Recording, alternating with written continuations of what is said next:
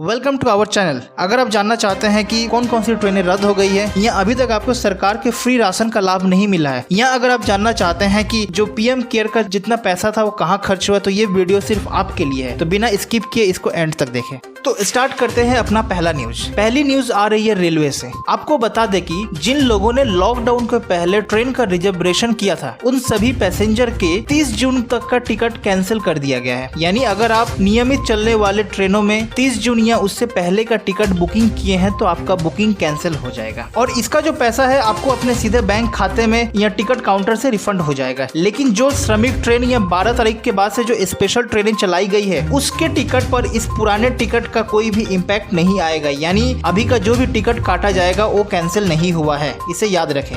दूसरी सबसे बड़ी न्यूज आ रही है कोरोना को लेकर। भारत में अब तक कोविड-19 के 80,000 के ऊपर केसेस आ चुके हैं, जिसमें से करीब 2700 लोगों की मौत हो चुकी है और अब तक 28,000 मरीज ठीक भी हो गए। लेकिन हैरानी की बात यह है कि भारत में जो टोटल राज्य हैं, उनके सिर्फ 10 राज्य में ही कोरोना के 90% मरीज हैं, जिसमें महाराष्ट्र, गुजरात, तमिलनाडु, राजस्थान, दिल्ली, कर्नाटक, बिहार, पंजाब, मध्य प्रदेश शामिल है। वहीं अकेले मुंबई की हालत काफी ही शोचनीय है, जहां पर सिर्फ अकेले ही 15,747 कोरोना के नए मामले पकड़े गए हैं। ऊपर से एक और चिंता का ये विषय है कि बिहार के जो प्रवासी मजदूरों के आने के बाद से अचानक बिहार में कोरोना के मामले में इजाफा देखने को मिला है। रोज कम से कम 100 मामले निकल के सामने आ ही रहे हैं। माना कि इस मुश्किल के घड़ी में लॉकडाउन कोई बेहतर सोल्यूशन नहीं है, लेकिन वक्त के साथ साथ हमें इसके साथ ही जीना सीखना होगा। लेकिन आप सबसे रिक्वेस्ट है कि आने वाले वक्त में अपने सोशल डिस्टेंस का पालन करना बेहद ही जरूरी होगा। बढ़ते हैं अपने अगले न्यूज की ओर, जो कि सीधे सीधे निकल के आ रही है यूपी से और सच बताओ तो काफी मजेदार भी है।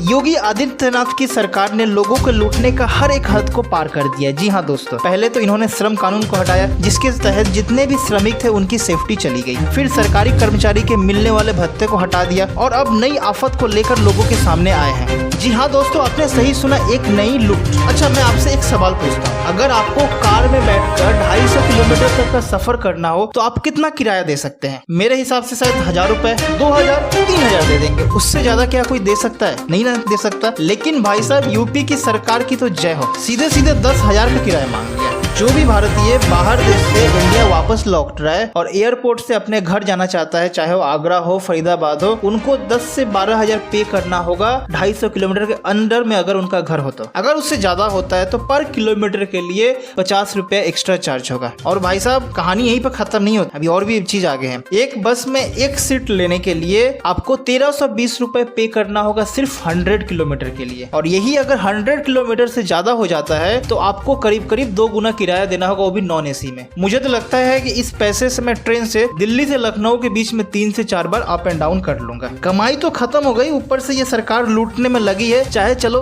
गरीबों का जितना ही लूट लिया जाए। बढ़ते हैं अपने चौथे न्यूज की तरफ, जहां हम बात करेंगे कि सरकार द्वारा जो 20 लाख करोड़ का एक बड़ा सारा पैकेज दिया गया है, उसमें गरीबों के लिए एक्चुअल में क्या है। जहां तक मुझे समझ में आ रहा है, सरकार लोकल जो बिजनेसेस होंगे उसमें काफी पैसा डालेगी, उनको लोन देगी, उनको पटरी पर लाने की कोशिश करेगी ताकि बिजनेस फिर से रिकवर हो सके। लेकिन इस पैकेज में डायरेक्ट गरीबों के लिए क्या है भाई? मुझे तो कुछ दिख ही नहीं रहा है। अरे वही गरीब जो इस देश का आधार है, जो इस रीढ़ की हड्डी है, उनके लिए क्या है इसमें? मुझे तो ऐसा फील हो रहा है कि सरकार उनके कान में चुपके से जाकर कह रही है कि भाई जैसे तैसे करके गुजारा कर लो, बाद में जब ये हालात सुधर जाएंगे तो तुमको उन्हीं फैक्ट्रियों में काम मिल जाएगा ना। अरे मोदी जी, आपसे बस एक ही रिक्वेस्ट है, ये जो गरीब मजदूर है उनको आज और अभी पैसा चाहिए, उनके खाते में डायरेक्ट पैसे का ट्रांसफर करवाइए। अगर आज ये पैसा ना डाला गया तो कई परिवार भूखे मर जाएंगे, तब शायद फैक्ट्री में उनके भूत या आत्मा जाके काम करेंगे। ऊपर से जो इस पैकेज में दिया गया है, यानी सबको लोन या कर्ज दिया जाएगा, समझ रहे हो ना, लोन या कर्ज। यानी जो भी लोग इसे लेंगे हर महीने उनको एक अलग से ईएमआई का टेंशन रहेगा। तो मेरे को इतना बस समझा दो कि इस जो पैकेज, जो 20 लाख का एक बड़ा सा पैकेज अनाउंस किया गया, उसमें एक्चुअल में फायदा किसका हो रहा है। बढ़ते हैं अपने अगले न्यूज की तरफ। पीएम केयर फंड को लेकर आ रही है एक बड़ी सनसनी सी खबर। जी हाँ दोस्तों, वही पीएम केयर फंड जिसको लेकर बवाल मचा था कि पैसा तो डोनेट हो रहा है लेकिन पैसा इस्तेमाल कहाँ हो रहा है भाई, उसी को लेकर आ रहा है एक बड़ा सा अपडेट। पिछले दिनों सरकार ने क्लैरिफाई कर दिया कि पीएम केयर फंड में टोटल 31,000 करोड़ रुपए, सॉरी 3,100 करोड़ रुपए डोनेट किया गया है, जिसमें से 100 करोड़ मजदूरों में बांट दिया जाएगा। लेकिन सरकार की तरफ से इस बात का खुलासा नहीं किया गया कि इस पैसे को कैसे बांटा जाएगा। इसी बीच कांग्रेस के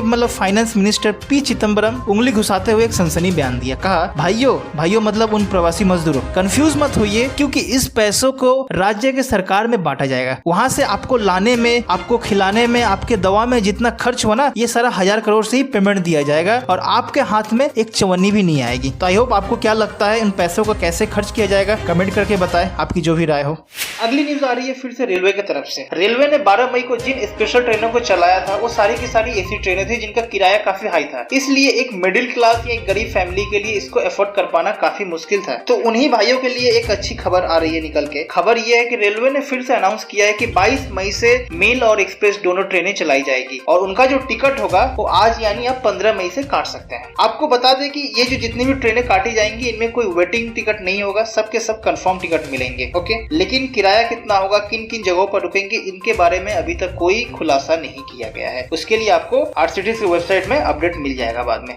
बढ़ते हैं अपने अगली न्यूज की तरफ दोस्तों। जहां कोरोना के चलते पूरी दुनिया घुटने टेक रही है, वहीं इसके चलते बच्चों में दिखाई पड़ रहा है एक दुर्लभ किस्म के बीमारी के लक्षण, जिसकी वजह से अब तक अमेरिका में 4 और लंदन में एक 14 वर्षीय बालक की मौत हो गई है। साथ ही जिन बच्चों को कोरोना हुआ है उसमें 30% ऐसे बच्चे हैं जिनको ये दुर्लभ बीमारी पकड़ रही है। इस बीमारी के जो भी लक्षण है ये आपको स्क्रीन पर दिख जा रहे होंगे, कैसे बॉडी में निशान से गिर रहे हैं। इस न्यूज को बताने का मेरा एक ही मकसद है कि आपको सावधान करना, क्योंकि इस दुर्लभ बीमारी का अभी तक कोई इलाज नहीं है और इसका डेथ रेट भी काफी हाई है। बढ़ते हैं इस एपिसोड के आखिरी न्यूज की तरफ। केंद्र सरकार ने one nation one ration card scheme को लागू किया, जो 2020 अगस्त तक इसके पोर्टेबिलिटी का काम खत्म हो जाएगा। इस स्कीम के जरिए आप किसी भी राज्य के किसी भी राशन सेंटर से अपना राशन उठा पाएंगे, आपको कोई दिक्कत नहीं होगा। साथ ही जो मजदूर दूसरे राज्य से अपने घर की तरफ लौटे हैं, यानी प्रवासी मजदूर जिनके पास कोई राशन कार्ड नहीं है, उनको अगले 2 महीने तक फ्री में 5 किलो चावल, गेहूं और 1 किलो चना भी मिलेगा। आपको बता दें कि इस योजना के तहत 8 करोड़ प्रवासी मजदूरों को फायदा होगा, जिसके लिए आपको कहीं भाग दौड़ या कुछ पेपर्स, कागज कलम, किसी चीज की जरूरत नहीं है। सिर्फ अपने एरिया के राशन विभाग में जाना होगा और वहां से अपना ये लाभ उठा सकते हैं। तो दोस्तों बस आज के लिए इतना ही। अगर हमारा ये जो डेली न्यूज वाला सेक्शन का वीडियो होता है ये अगर आपको पसंद आता है तो वीडियो को लाइक करें, चैनल को सब्सक्राइब करें और बेल आइकन को दबा दें, ताकि जब भी हम वीडियो को सुबह सुबह पोस्ट करें आपके दिमाग में घंटी की तरह बज जाए कि हमारा वीडियो